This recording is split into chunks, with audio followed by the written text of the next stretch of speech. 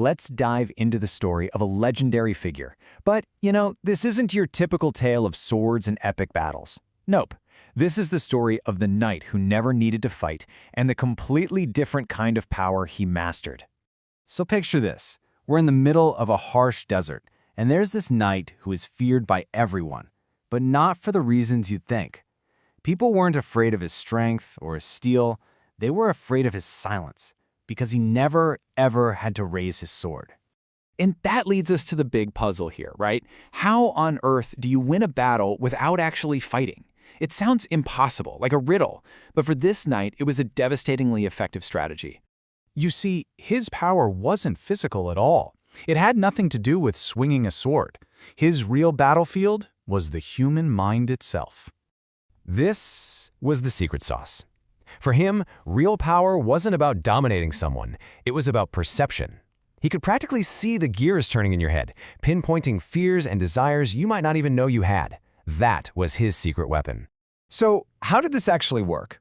Well, his first and most important move, before he ever said a word or did a thing, was always the same. He just watched. When this knight walked into a room or onto a battlefield, there were no big speeches, no threats, no flexing. Just this quiet, intense observation. And let me tell you, that was incredibly unnerving for his opponents. His stillness became a weapon all on its own. And he was unbelievably specific about it. He wasn't just, reading the room. He was decoding human behavior on a micro level. He could hear that tiny tremor in a voice that gave away a lie, see the way eyes would flicker with insecurity, and just watch as a warrior's pride began to crumble into fear under the tiniest bit of pressure. So, after all that watching, what was next? He didn't bark commands or make accusations. Instead, he pulled out his main weapon.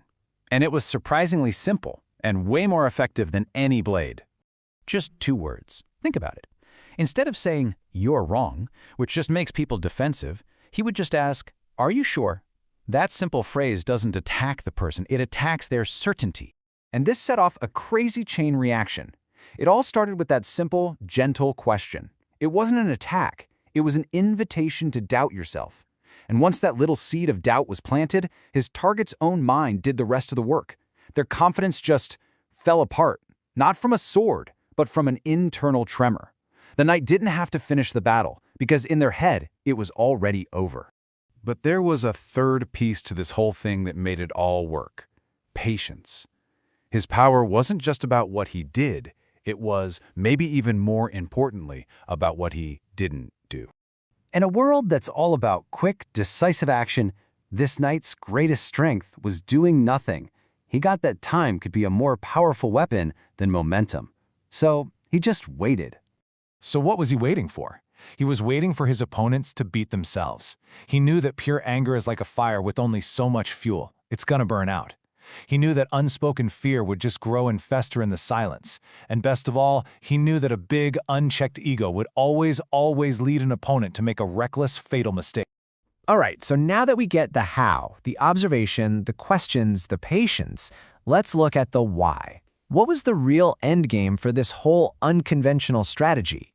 Let's just put the 2 styles side by side. On one side, you've got the classic warrior playbook. Brute strength, anger, ego, all external forces, right?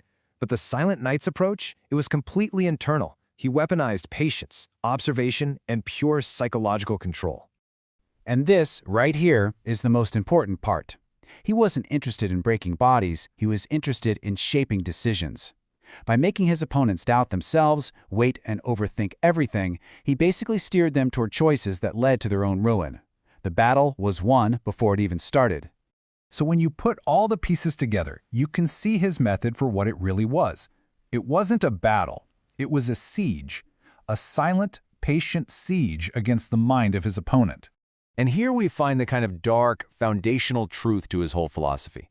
He knew that the toughest conflicts aren't fought on some field, they're fought inside our own heads. And if he could just kickstart that internal conflict in an opponent, his job was pretty much done. And that's the key. He wasn't some magician planting new ideas or lying to people. He was just a mirror, reflecting their own insecurities and doubts right back at them until they just couldn't ignore them anymore. Their own minds did all the heavy lifting for him. And so his legacy was set in stone. He wasn't remembered for the enemies he struck down because, well, there weren't any. He was remembered for having a power so deep, so complete, that it made fighting completely unnecessary. Ultimately, this story is way more than just a legend. It's a metaphor, which leaves us with one last question to think about. When you look at your own world, your own challenges, where is the real battle being fought? Is it out there? Or is it somewhere inside?